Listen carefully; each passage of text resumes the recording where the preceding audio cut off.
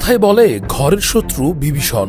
নিজ ঘরের ইঁদুর যখন নিজ খুঁটি কাটা শুরু করে তখন সেই ঘর ভেঙে পড়তেও বেশি সময় নেয় না।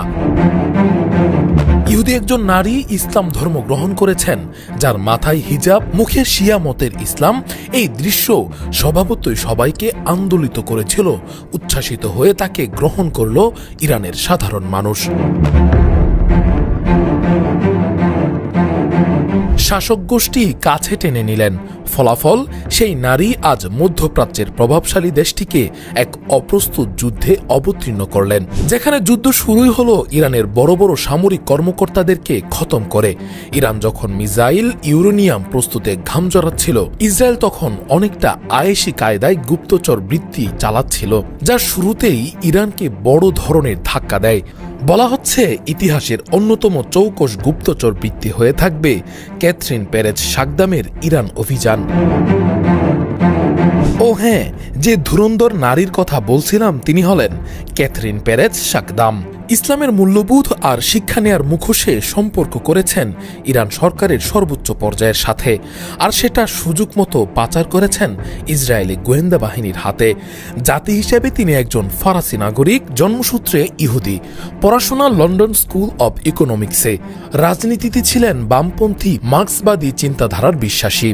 পড়াশোনার সুবাদে মধ্যপ্রাচ্য নিয়ে গবেষণায় মন দেন। একসময় ইসরায়েল ফিলিস্তিন সংঘাত নিয়ে লেখালেখি শুরু করেন। ধীরে ধীরে পরিচিত হন মুসলিম বন্ধুদের সঙ্গে।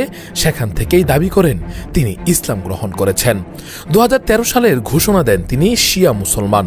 তার ভাষায়, ইসলামে আমি পেয়েছি আত্মিক মুক্তি ও মানবতার চূড়ান্ত দর্শন। ইরানে পৌঁছে শাসক গোষ্ঠীর ঘনিষ্ঠ হয়ে ওঠেন দ্রুত। বিলায়াতে ফকিহ মতবাদের অন্যতম মুখপাত্র হয়ে ওঠেন। তার লেখা ছাপা হয় আয়াতুল্লাহ খামেনির ওয়েবসাইটেও। ইরানের বিপ্লবী গার্ড, প্রেসিডেন্ট রাইসি, সামরিক বিশ্লেষক, সবার সঙ্গে তার উঠা বসা।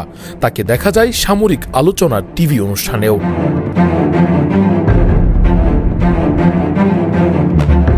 কিন্তু গল্পের মোড় তখনও বাঁক নেয়নি। প্রকৃত খেলা শুরু হয় যখন তিনি ব্যবহার করতে থাকেন শিয়া সমাজের এক বিতর্কিত প্রথা, মুতা বিবাহ। এই সুযোগে তিনি ইরানের অভিজাত শ্রেণীর মধ্যে মিশে যান। বড় বড় জেনারেল, রাজনীতিক, বিজ্ঞানী, এদের শুধু নয়, তাদের স্ত্রীদের সঙ্গেও গড়ে তোলেন ঘনিষ্ঠ সম্পর্ক। ক্যাথরিনের পরিকল্পনা ছিল নিখুঁত।